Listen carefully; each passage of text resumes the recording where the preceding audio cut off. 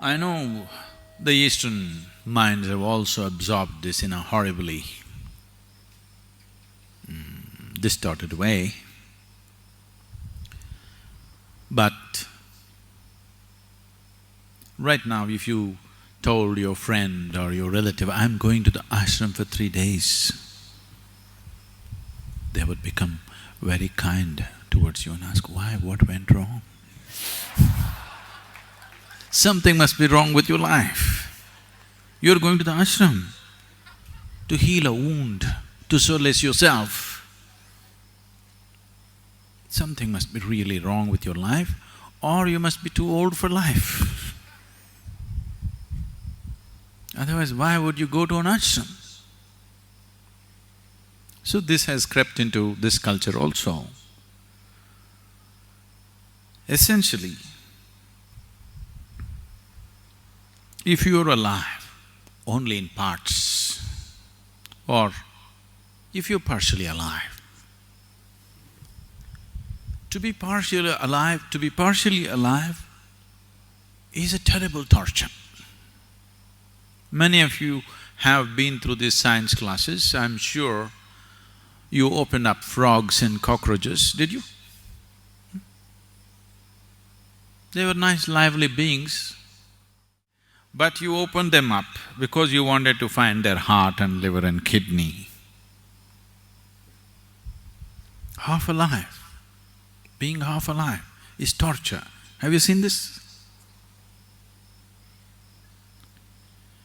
Always being half alive is torture. This is the torture that a large segment of humanity is going through right now because they're half alive.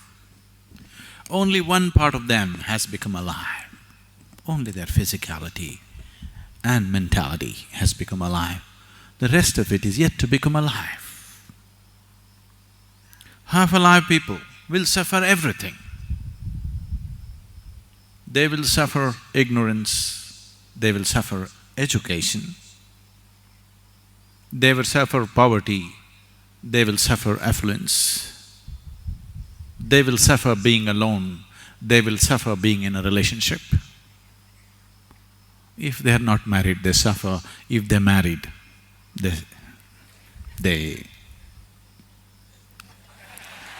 if they don't have children, they suffer that. As if children, if they are there, they can come and bite you. They do. No children, what are you suffering? But that also they suffer. Just show me one thing that human beings are not suffering right now. Just show me one aspect of life that human beings are not suffering right now. They're suffering just about anything. Not just life, they're even suffering death before it happens.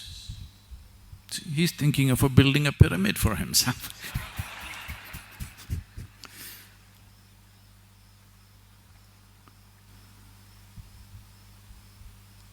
That which is and that which is not, everything they suffer.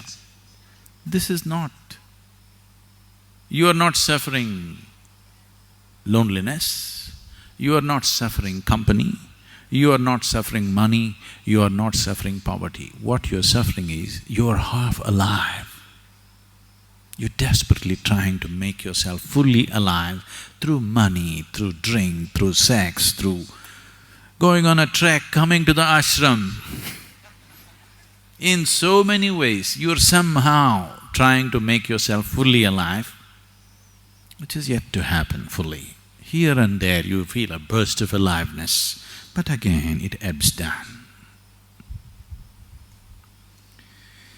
So, when people are constantly half alive, pleasure becomes an important part of your life, very important part of your life. Without it, you cannot exist. Pleasure becomes paramount in your life when you're only half alive. When physicality is all that you know, pleasure becomes of immense importance in your life. If you become fully alive, you will become so blissful, joyful, ecstatic without reason, bursts of ecstasy within you without any reason. It's almost embarrassing. Now, the thought of pleasure just evaporates. Looking for a drink, looking for some kind of pleasurable thing just evaporates out of your mind because you're fully alive. When you're fully alive, pleasure disappears.